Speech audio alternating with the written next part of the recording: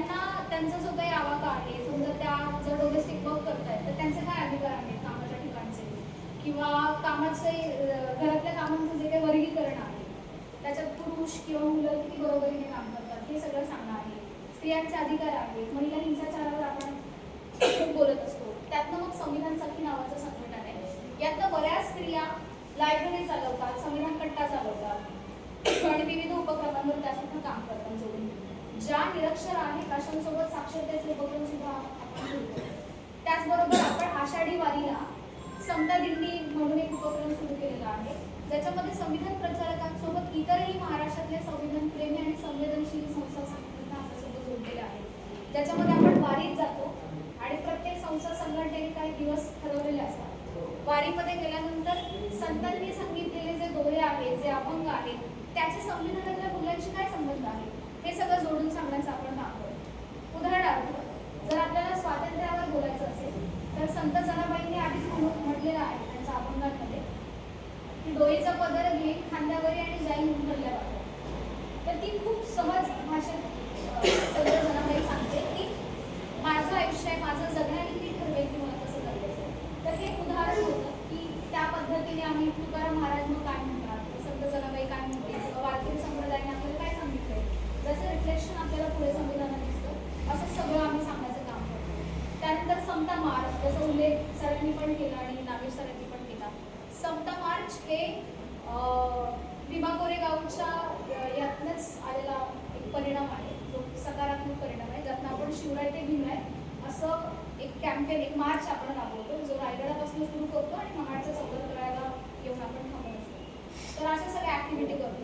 त्याच्यासोबत छावणी म्हणून त्याच्यामध्ये जो वेगवेगळ्या शहरांमध्ये जो होतो साधारणपणे 19-20 मार्चच्या दरम्यान आपण तो करतो आणि वेगवेगळ्या शहरांमध्ये शिवाजी महाराजांचा पुतळा एका ठिकाणी असते, दुसऱ्या ठिकाणी असतो आणि बाबासाहेबांचा असतो. तर इथून निघून चालत लोक तिथपर्यंत जातात आणि मग बाबासाहेब आणि शिवाजी महाराजांचं कसं वैचारिक नातं आहे हे त्याच्यामध्ये मांडणी आपण कसं करतो. त्यानंतर छावणी म्हणून आपल्याकडे एक प्रकार आहे. आता हे शिवकालीन शब्द आहेत काही आपल्याकडे, तर कुठल्या तरी ऐतिहासिक ठिकाणी जातो आणि तिकडे चळवळीला घेऊन किंवा कामाला घेऊन आपली कार्यशाळा असते आणि त्याच्यामध्ये आपण त्यांचे संदर्भ करून सांगतो. उदाहरणार्थ आपण जर रायगडावर छावणीत घेत असू किंवा तिकडे जर आपली कार्यशाळा होत असेल तर त्या सत्राला जोडून जो शिवाजी महाराजांचा इतिहास आहे, कारण आपल्याला वेगळं संविधान आणि ही जी माणसं आहेत ज्यांनी आपल्याला इथे बसवलेलं आहे यांना आपल्याला वेगळं करता येणार नाही. त्यामुळे मग ते स्ट्रॅटेजिकली आम्ही काही गोष्टी करण्याचा प्रयत्न करतो. आणि अशाच मग वर्कशॉप, सत्र, कार्यशाळा, हळूहळू नव्या नव्या गोष्टी पण, म्हणजे जसं समर कॅम्प्स आता नव्यानं आम्ही सुरू केलेले आहेत, ज्याच्यामध्ये मुलांना घेऊन थोडंसं कुटुंबापासून लांब घेऊन जाऊन खेळीमेळीच्या वातावरणातनं जसे इतर ठिकाणी संस्कार वर्ग चालतात तसे आपण संविधानाचे वर्ग त्यांच्यासोबत करण्याचं काम करतो खेळीमेळीच्या वातावरणात. ते सगळं चालू आहे. त्याचबरोबर ट्रेकिंग सुद्धा आता नव्यानं सुरू केलेलं आहे, कारण माणसाला मनोरंजन हवं आहे. आपण सतत स्ट्रेसफुल आणि त्या सगळ्या वातावरणामध्ये नाही जगू शकत. त्यामुळे मग आम्ही गरजेनुसार काळानुसार वेगवेगळ्या ऍक्टिव्हिटीज त्यांच्यासोबत करण्याचं काम करतो.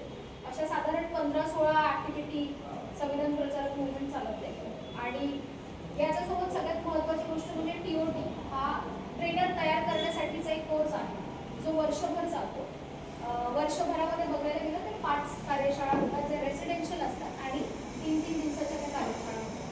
त्याच्या शेवटी एक सर्टिफिकेट दिलं जातं की, आणि ती फॉर्मॅलिटी असते खरं तर, या व्यक्तीने ह्या कार्यशाळा अटेंड केलेल्या आहेत आणि त्यातनं आपण वेगवेगळे प्रशिक्षण दिलेलं आहे. त्याचा हेतू ज्यांना ऍक्टिव्हली लोकांमध्ये जाऊन काम करायचं आहे किंवा स्वतःमध्ये बदल करण्यासाठी किंवा स्वतःच्या डेव्हलपमेंटसाठी ते करायचं आहे अशी लोक ते अटेंड करतात. त्याची एक मिनिमल फीज आपण घेत असतो, कारण ही चळवळ रजिस्टर केलेली नाही किंवा ह्या चळवळीला खूप फंड येत नाही. तर ही चळवळ लोकानुदानातनं चालणारी चळवळ आहे. त्यामुळे त्याचा खाण्याचा, निवासाचा जो काही खर्च असतो, स्टेशनरीचा लागणारा जो काही खर्च असतो तो आपण त्याच सगळ्यातून करत असतो. तर अशी ही 2 पातळीवर चळवळ काम करते.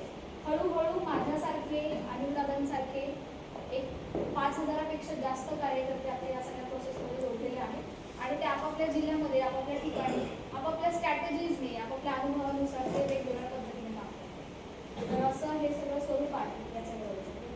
थँक्यू. म्हणजे काही गोष्टी असं म्हणजे एकूणच